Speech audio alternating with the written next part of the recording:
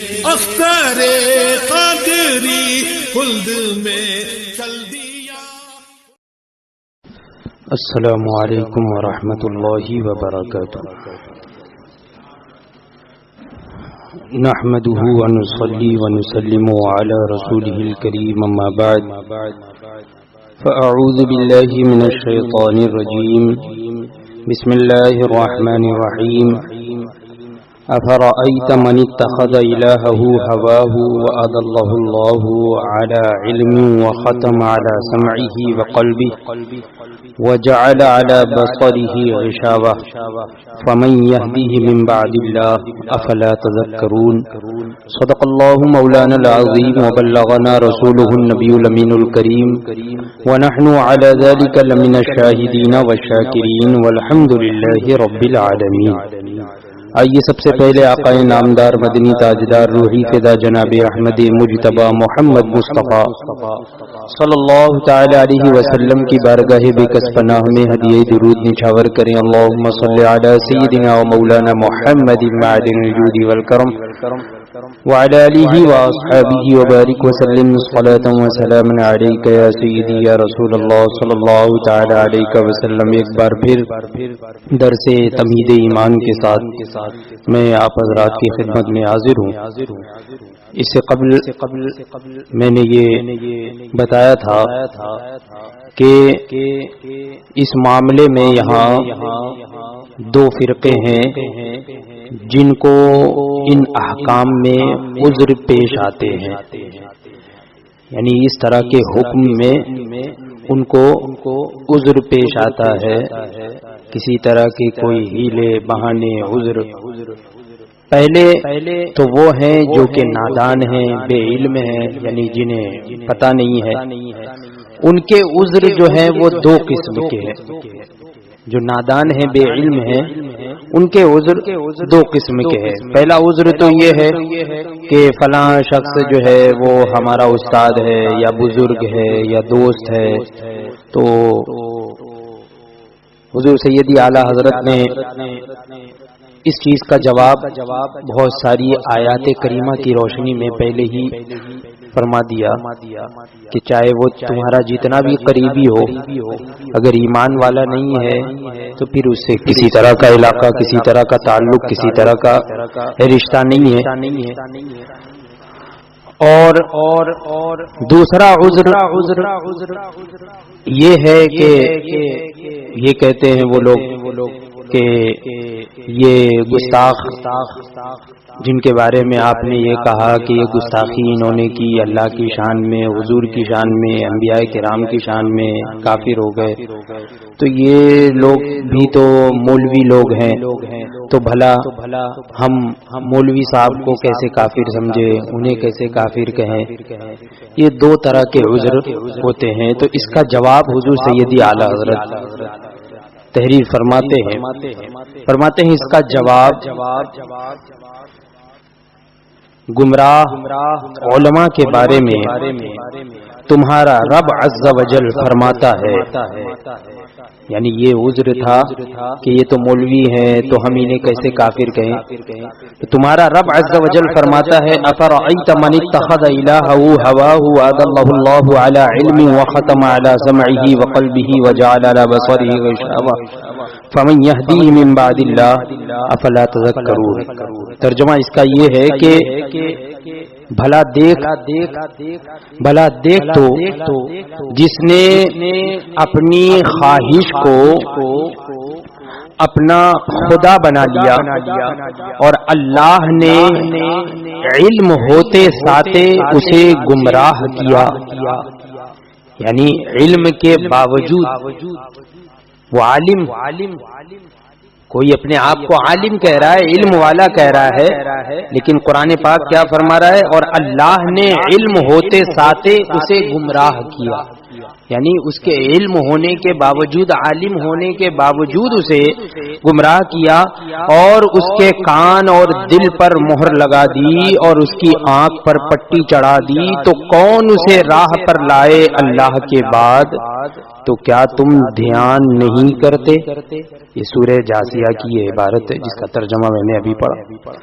اور فرماتا ہے مثل الذین حملوا التوراۃ ثم لم يحملوها كمثل الحمار يحمل اسفارا بئس مثل القوم الذین كذبوا بآیات اللہ واللہ لا يهدی القوم الظالمین.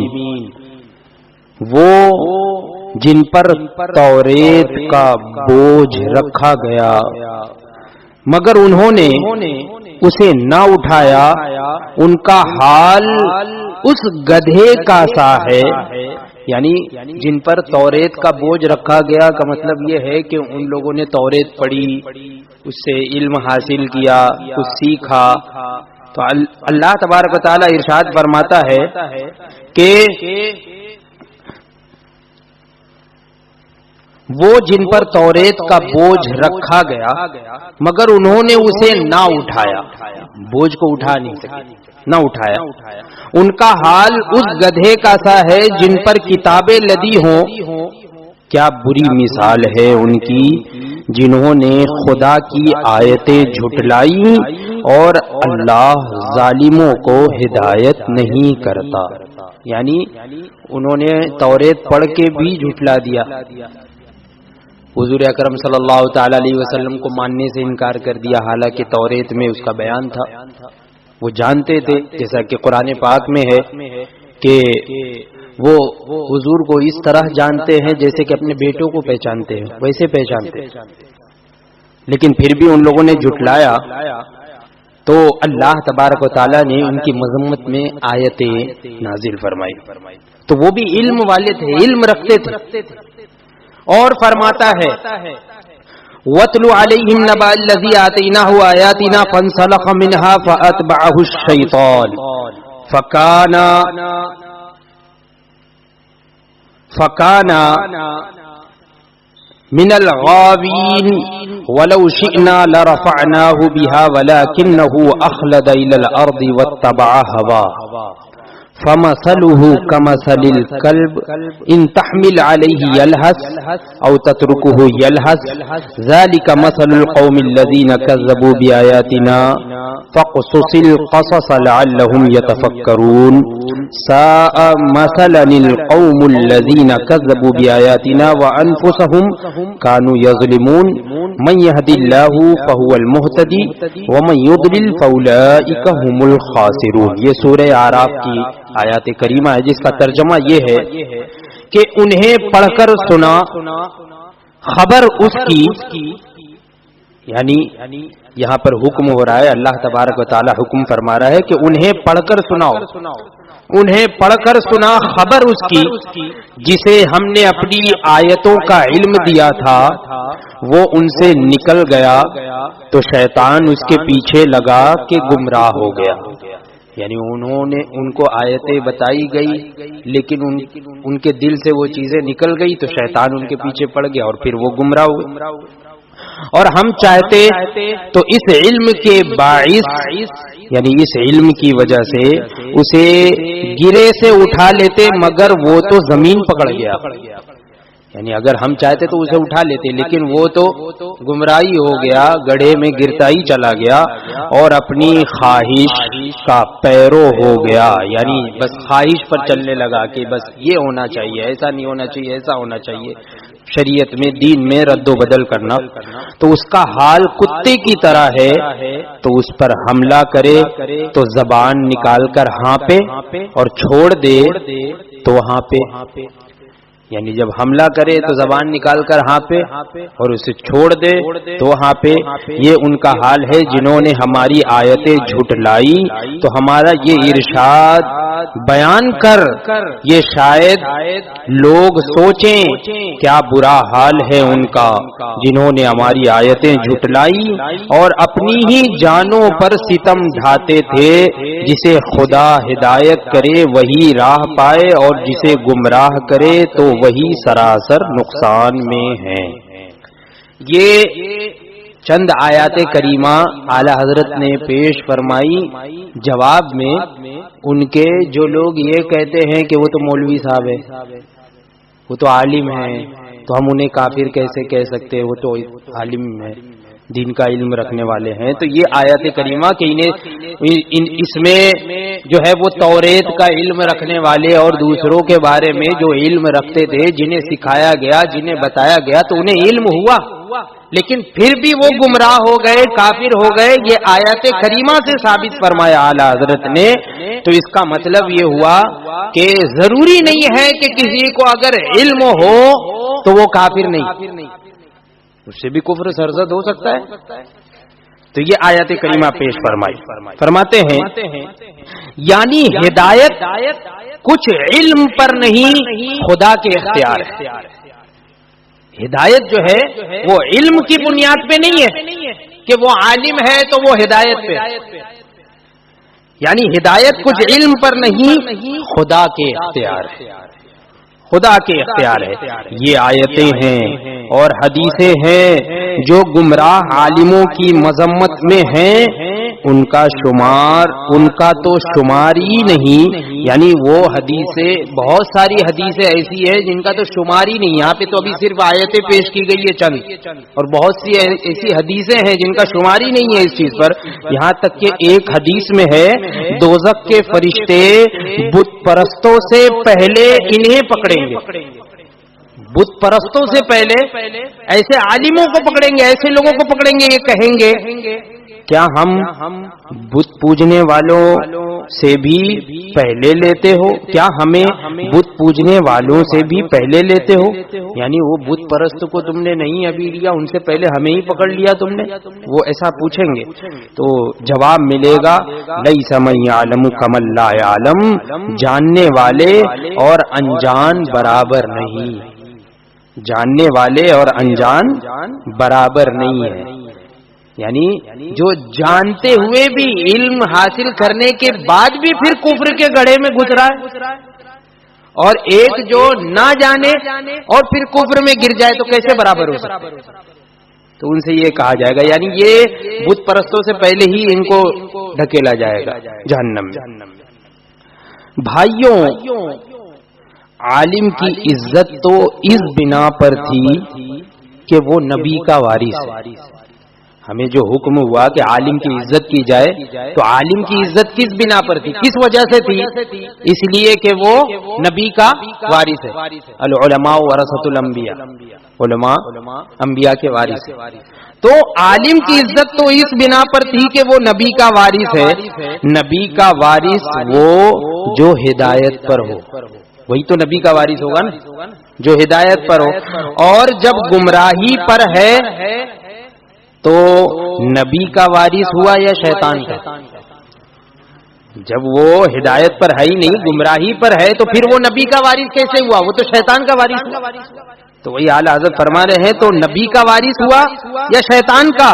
اس وقت اس کی تعظیم نبی کی تعظیم ہوتی، اب اس کی تعظیم شیطان کی تعظیم ہوگی. یعنی وہاں پر وہ نبی کا وارث اگر ہوتا تو اب اس عالم کی تعظیم نبی کی تعظیم ہوتی. اب تو یہ گمراہ ہوا تو شیطان کا اب یہ وارث ہوا، نبی کا وارث نہیں ہوا بلکہ شیطان کا وارث ہوا. تو اب اس کی تعظیم شیطان کی تعظیم ہوئی. اس کی تعظیم نبی کی تعظیم ہوتی، اس کی تعظیم شیطان کی تعظیم ہوگی. یہ اس صورت میں ہے کہ عالم کفر سے نیچے کسی گمراہی میں ہو. یہ تو اس صورت میں ہے جبکہ عالم کفر سے بھی کم ہو، کفر سے نیچے ہو، یعنی کفر سے کم ابھی گمراہی میں ہی ہو. فرماتے ہیں یہ اس صورت میں ہے کہ عالم کفر سے نیچے کسی گمراہی میں ہو، جیسے بد مذہبوں کے علماء. بد مذہب ہے، کافر نہیں ہے، بد مذہبوں کے علماء. پھر اس کا کیا پوچھنا جو خود کفر شدید میں ہو. یعنی یہاں پر یہ باتیں تو ان بد مذہبوں کے علماء کے بارے میں ہے جو کہ ابھی کفر سے کم ہے، کفر سے نیچے ہیں، ان کے بارے میں یہ حکم ہے. تو جن کے بارے میں کفر شدید کا حکم ہے تو ان کا کیا حال ہے؟ تو فرماتے ہیں اس کا کیا پوچھنا جو کفر شدید میں ہو، اسے عالم دین جاننا ہی کفر ہے. یعنی جو کفر میں ہے تو اب کسی کافر کو آپ عالم دین مانو، دین کا عالم، تو ایسے کو عالم دین جاننا ہی کفر ہے. نہ کہ عالم دین جان کر اس کی تعظیم. یعنی یہ تو الگ بات ہو گئی، یہ تو بعد کی بات ہوئی. سب سے پہلی بات تو یہ ہے کہ اس کو عالم دین جاننا ماننا ہی کفر ہے. تعظیم تو چھوڑو، عالم کی وجہ سے اس کی تعظیم تو الگ بات ہو گئی، بعد کی بات ہوئی اس کو عالم ماننا ہی کفر ہے، جاننا ہی کفر ہے، نہ کہ عالم دین جان کر اس کی تعظیم. بھائیو، علم اس وقت نفع دیتا ہے کہ دین کے ساتھ ہو. علم کس وقت نفع دے گا؟ جبکہ وہ علم دین کے ساتھ ہو، تبھی وہ علم نفع دے گا. ورنہ پنڈت یا پادری کیا اپنے یہاں کے عالم نہیں؟ پنڈت کیا علم نہیں رکھتا ہے؟ پادری علم نہیں رکھتا ہے؟ سب تو علم رکھتے ہیں. تو علم کب نفع بخش ہے، کب نفع دے گا؟ جبکہ دین کے ساتھ ہو. تو وہی فرماتے ہیں ابلیس کتنا بڑا عالم تھا. خود ہی سوچئے کتنا بڑا عالم تھا. پھر کیا کوئی مسلمان اس کی تعظیم کرے گا؟ ابلیس تو بہت بڑا عالم ہے، تو عالم ہونے کی بنیاد پر ہم کیسے اس کی تعظیم نہ کرے؟ کوئی مسلمان ایسا کہے گا کہ نہیں ابلیس اور شیطان کی بھی تعظیم کرنا چاہیے کیونکہ وہ بھی عالم ہے؟ تو فرماتے ابلیس کتنا بڑا عالم تھا، پھر کیا کوئی مسلمان اس کی تعظیم کرے گا؟ اسے تو معلم الملکوت کہتے ہیں. کیا مطلب معلم الملکوت؟ یعنی فرشتوں کو علم سکھاتا تھا، فرشتوں کو علم سکھانے والا معلم الملکوت. فرشتوں کو علم سکھاتا تھا، اتنا بڑا عالم تھا. لیکن کیا ہم اسے حق مانتے، اس کی تعظیم کرتے؟ نہیں. تو فرماتے ہیں جب سے اس نے محمد الرسول اللہ صلی اللہ تعالی علیہ وآلہ وسلم کی تعظیم سے منہ موڑا، جس وقت اس نے حضور صلی اللہ تعالی علیہ وسلم کی تعظیم سے منہ موڑا. کب منہ موڑا اس نے؟ حضور کی تعظیم سے کب منہ موڑا؟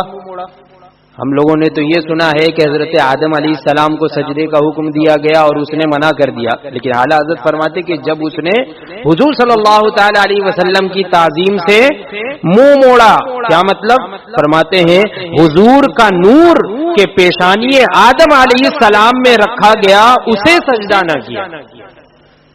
وہاں پر حضرت آدم علیہ السلام کو جو سجدے کا حکم دیا گیا تو حقیقت میں کس کی تعظیم کے لیے؟ اسی نور کے، اسی نور کی تعظیم کے لیے. حضور اکرم صلی اللہ تعالی علیہ وسلم کا نور جو حضرت آدم علیہ السلام کی پیشانی میں رکھا گیا تھا اسے سجدہ نہ کیا. اس وقت سے لعنت ابدی کا طوق اس کے گلے میں پڑا. یعنی اسی وقت سے پھر لعنت ابدی یعنی ہمیشہ ہمیش کی لعنت کا طوق یعنی ہار بنا کر اس کے گلے میں ڈال دیا گیا، ہمیشہ ہمیش اس پر لعنت. تو حضور سیدی اعلی حضرت فرماتے ہیں کہ دیکھو جب سے اس کے شاگردان رشید یعنی فرشتے،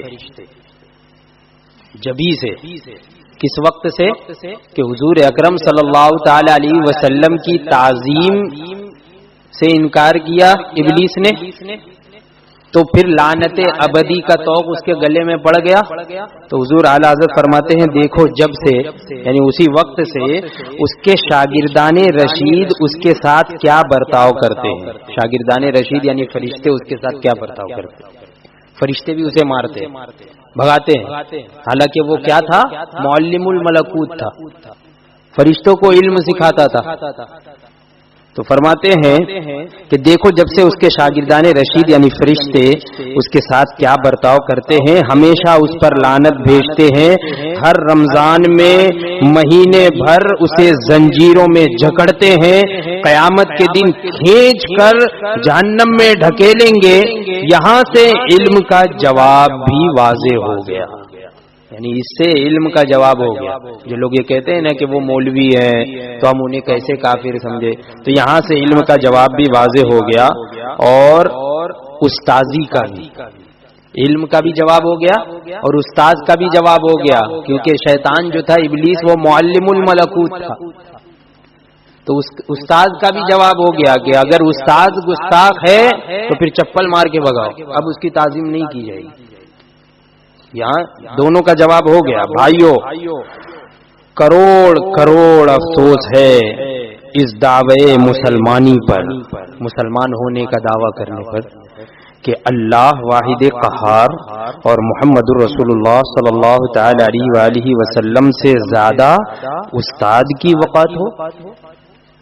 اللہ اور اللہ کے رسول صلی اللہ تعالی علیہ وسلم سے زیادہ کیا استاد کی وقت ہے؟ اللہ اور اللہ کے رسول کے آگے کیا استاد کی کیا وقت؟ تو فرماتے ہیں کہ کروڑ کروڑ افسوس ہے اس دعوے مسلمانی پر، یعنی تم مسلمان ہونے کا دعویٰ کرتے ہو اور اللہ واحد قہار اور محمد رسول اللہ صلی اللہ تعالی علیہ وسلم سے زیادہ استاد کی وقت ہو، اللہ رسول سے بڑھ کر بھائی یا دوست یا دنیا میں کسی کی محبت ہو. اے رب ہمیں سچا ایمان دے، صدقے اپنے حبیب کی سچی عزت، سچی رحمت کا. یہ دعا ہے، آپ سب آمین کہیں کہ اے رب ہمیں سچا ایمان دے، صدقے اپنے حبیب کی سچی عزت، سچی رحمت کا، صلی اللہ علیہ وسلم، آمین. یہاں پر حضور سیدی اعلیٰ حضرت نے ان کا جواب مکمل فرما دیا، یہاں ان کا جواب ہو گیا.